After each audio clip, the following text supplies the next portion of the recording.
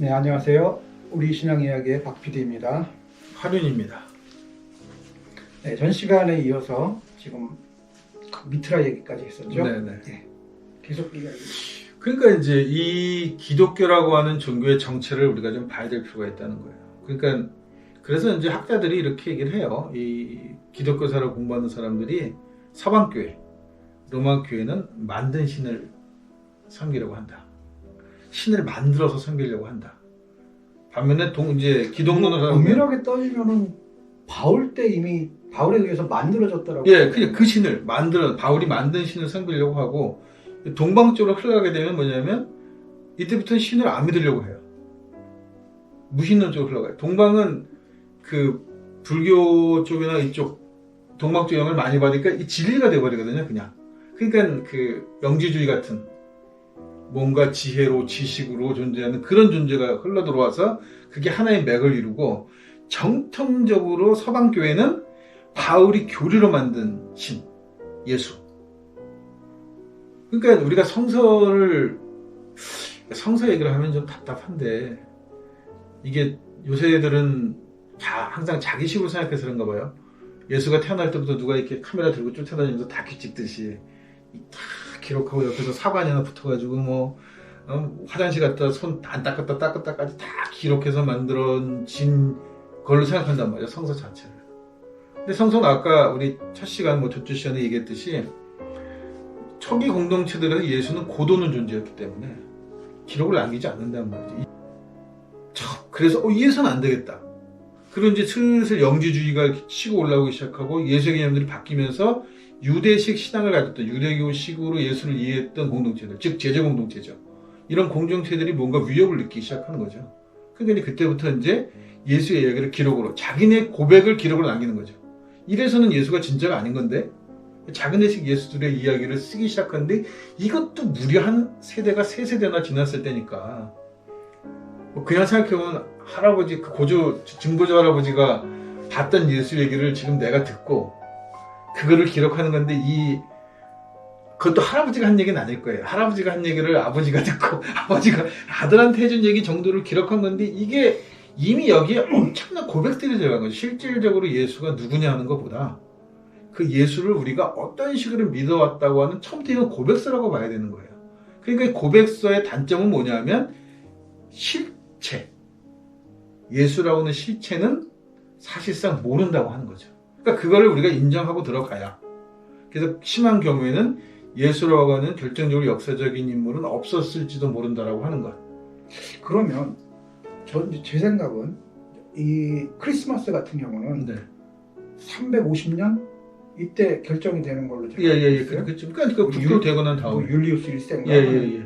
그 사람에 의해서 결정이 되는데, 성서 같은 경우는 또 굉장히 늦게까지 쓰여지잖아요. 예. 근데 그 이후 또 분명히 이게 또 다시 가필 또는 편집이 그럼요. 왜냐면 성서 자체가 필서로 전해져 내려왔다는데 문제가 있는 거예요. 지금처럼 성경이 초판 나왔을 때 인쇄판 딱 찍어서 그게 계속 재판, 증판하는 게 아니고 수도원에서 필사를 하는데, 필사할 때 수도원의 이 필사자가 자기 임의대로 바꿔요, 내용을. 그러니까 이제 보면 점점 보험서 읽다가 좀 이상해지는 게 아까 박사님이 얘기했던 거. 예수 자신은 자기를 신이라고 생각하고, 누가 자기가 태어났는데 내가 그리스도여 주시오하는 그런 또라이가 어딨냐? 그건 또라이죠, 완전히. 그런 또라이 같은 모습의 예수를 쓰면서도 아무렇지 않아 해요. 이게 마치 뭐랑 같냐면, 이번에 제가 페북에 쓴 최근 글에 성탄절 그림이, 중세 때 그림이 올라왔는데 예수가 탄생하는 그림이에요. 마리아 있고 요셉 있고 다 있는데 그 뒤벽에 십자가가 달려있어요. 예수가 이렇게 못 박혀있는 십자가가 달려있단 말이에요, 이게.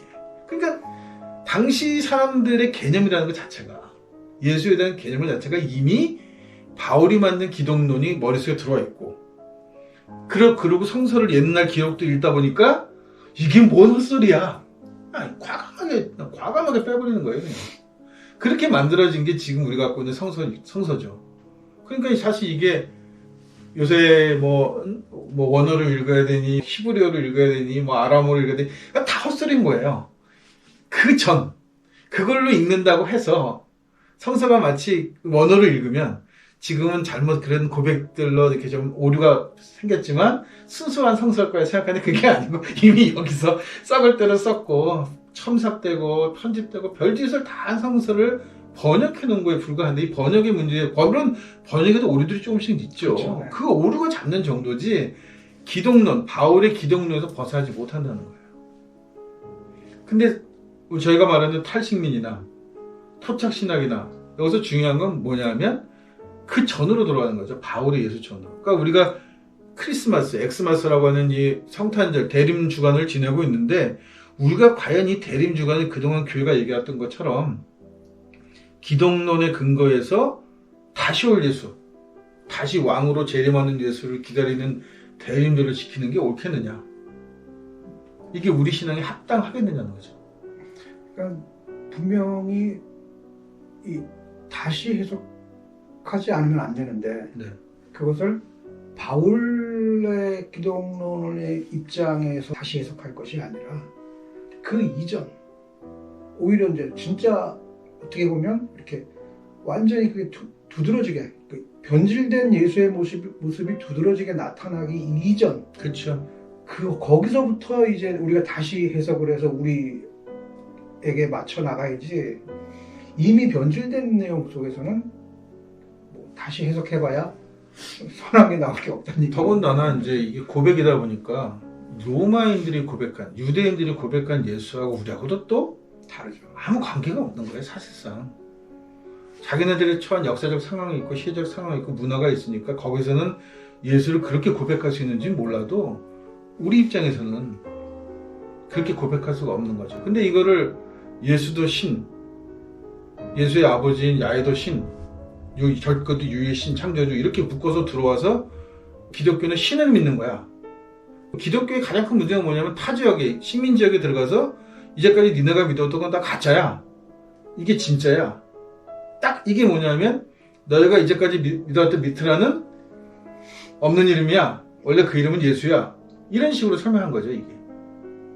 그래서 결국 로마에서 성공은 했는데 이 타 지역 문화에서도 그게 먹히느냐는 거예요. 뭐 꽤 먹혀왔잖아요. 꽤 먹혀왔죠. 타당하냐는 거죠. 타당하지 않죠. 그래서 이제 저희가 자꾸 이 기독론 얘기를 자꾸 하는 거고, 바울 얘기를 하는 거고, 예수가 누구냐는 얘기를 할 수밖에 없는 거예요. 왜냐하면 예수의 가르침이 우리 방송 시작한 얘기인데 정말 심플해요. 누구는 이거는 무조건 사랑하라는 사랑이다라고 얘기했는데 저는 그것도 아니라고 생각하거든요. 예수의 기본적 생각은 자유다. 왜냐하면 예수가 당시 처했던 상황을 보면 예수한테 가장 중요했던 것은 자유예요. 로마로부터 자유하는 것. 그 다음에 뭐 여러 가지 예수의 탄생설에 여러 가지 이야기들이 있는데 어쨌든 예수가 그렇게 부유하지 못한 가정에서 여러 가지 그 비리를 보고 컸다 그러면 역시 그 삶을 얽매이는 그 율법. 그러니까 율법과 계속 싸우잖아요. 그러니까 토라하고. 삶의 환경으로부터도 자유하라.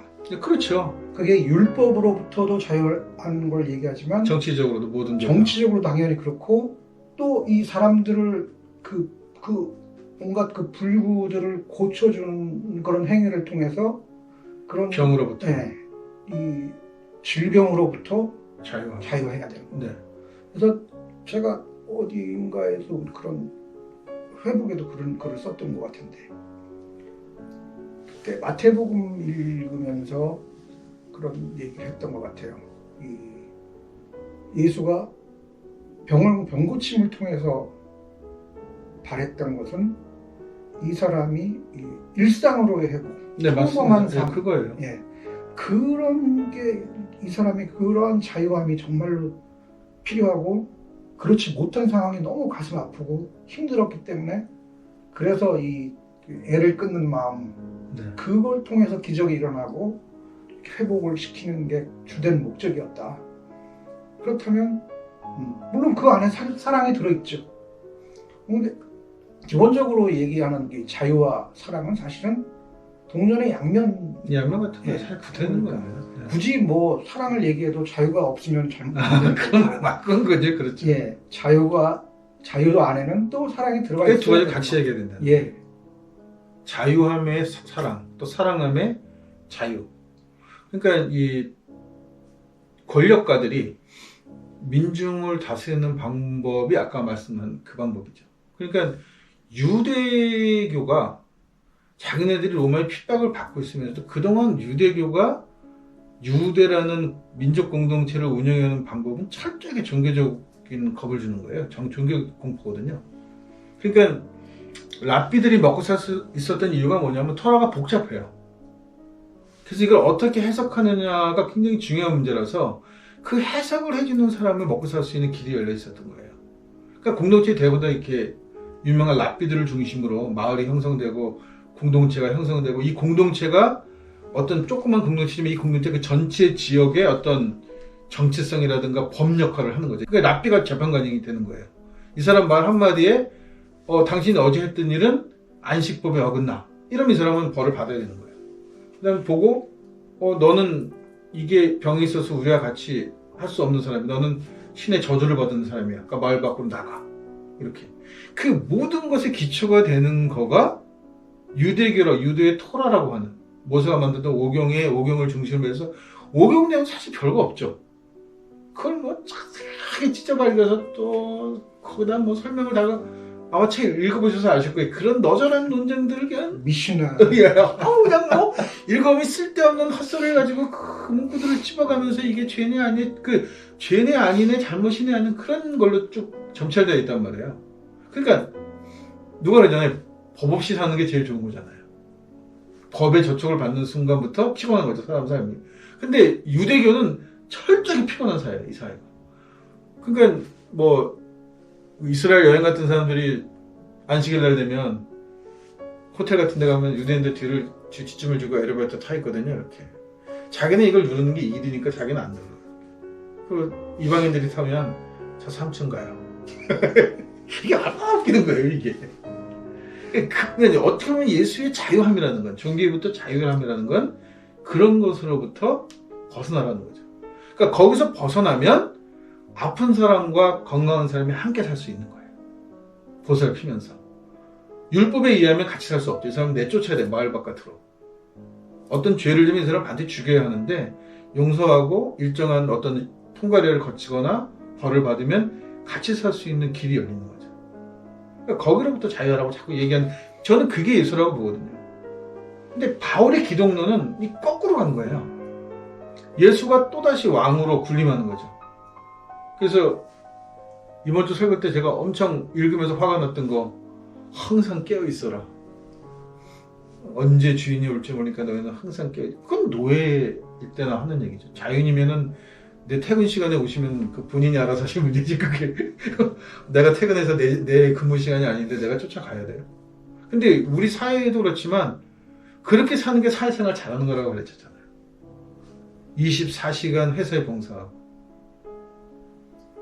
그러니까 뭐 회장이 저희 싫어한데 임원들 쭉 앉혀놓고 1번, 옛날에 그 전화기 단축 버튼 있었잖아요. 1번 꾹 누르라는 거예요. 그래서 그게 회사가 아니면 니들은 회사에 대한 애사심이 없다는 거예요. 이런 얘기가 너무 당연할 수 있었던 환경이라면 이게 굉장히 근자까지도 이렇게. 그러니까 결국은 이 자유함이라는 거는 인간이 태초에 모여서 살기 시작한 사회생활을 할 때부터 꾸준히 어떤 인간 마음속에 본연으로 투쟁해왔던 문제죠. 이 문제를 예수가 다시금 가장 그 율법적이고 문자적이고 교리적으로 묶여있는 종교 안에서 또 자유함을 이야기하니까 그것만으로도 충분하지 않냐, 우리가 예수를 믿는 건.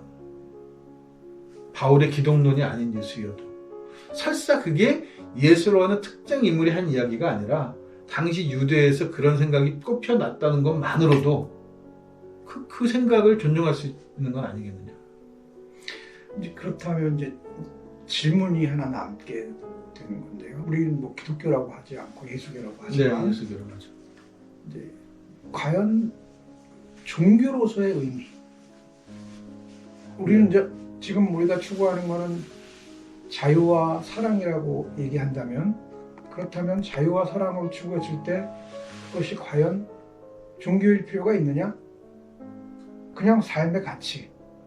이제 이렇게 바라볼 수 있는데, 그 부분은 다음 시간에 다음 시간에 얘기하죠. 예. 이야기 여기까지 마치겠습니다.